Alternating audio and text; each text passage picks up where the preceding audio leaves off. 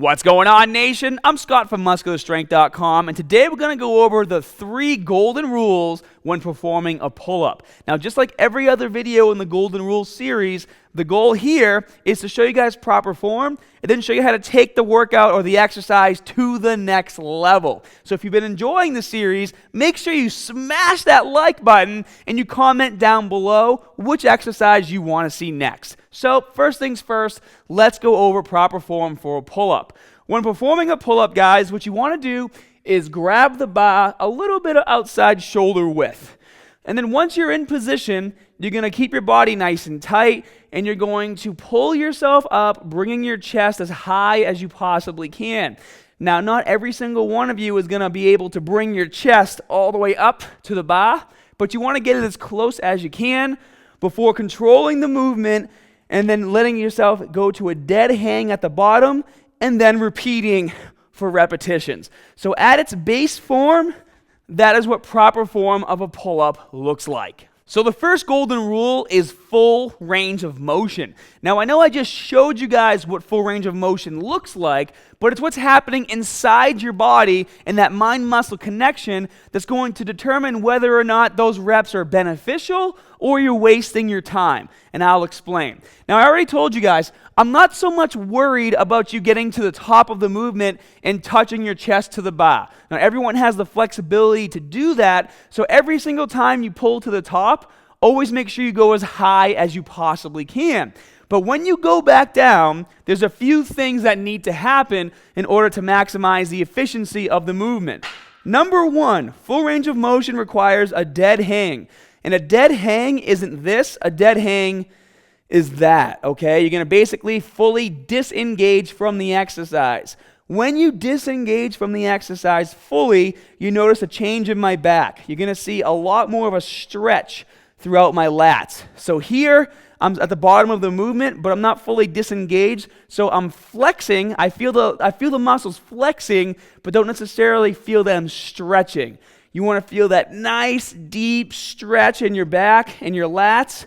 And then because you can now feel that nice, deep stretch, this is going to help you mentally turn off your biceps so that as you pull yourself up, you're getting a lot more back engagement and less bicep engagement. Now, obviously, guys, your biceps are a secondary mover when doing a pull-up, but what holds a lot of people back from really maximizing the efficiency of a pull-up to build a wide back is that the biceps are doing the majority of the work. So get to the bottom, get to a dead hang, feel those lats stretch, and then pull yourself back to the top. Golden rule number 2, guys, is flexing your lower body and core as hard as you can to avoid power leaks, which are usually caused by having too much momentum or swaying when doing a pull-up. And what I mean by that is, guys, if you have a hard time with pull-ups, if you're trying to get as many reps as possible with proper form, if you're having to fight your body swinging side to side or forward and back, you're losing power fighting that.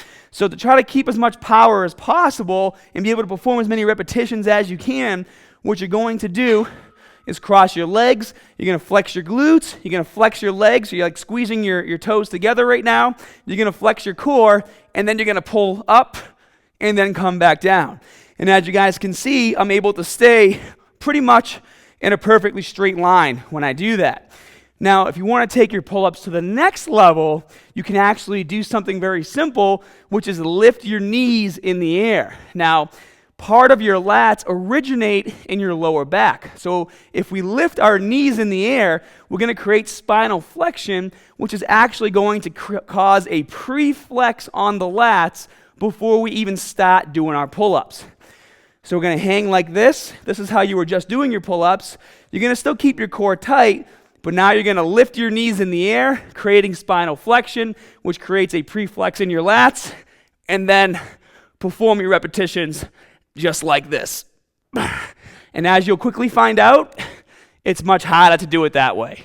And golden rule number 3, guys, always make sure you're progressing with the movement. Now, obviously, the main progression here is going to be adding more and more weight every time you do it. So maybe you can't do body weight yet, so you start off with a band and use a band to help you do your pull-ups. Then you do body weight pull-ups. Then you do weighted pull-ups. And then once you get those nailed down, try changing up your grip position. Do a super wide grip, do a super close grip, do a neutral grip, try even doing chin-ups. And then even after you've built all this strength and you're able to, let's say, do pull-ups with 25 to 45 pounds strapped to your waist, go back to the body weight pull-up and go for high volume. Try doing 20 pull-ups in a row, 25, 30.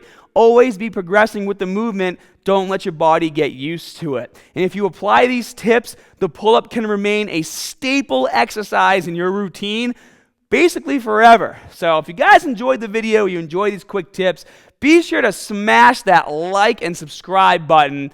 And as always, more good stuff coming soon. See you guys.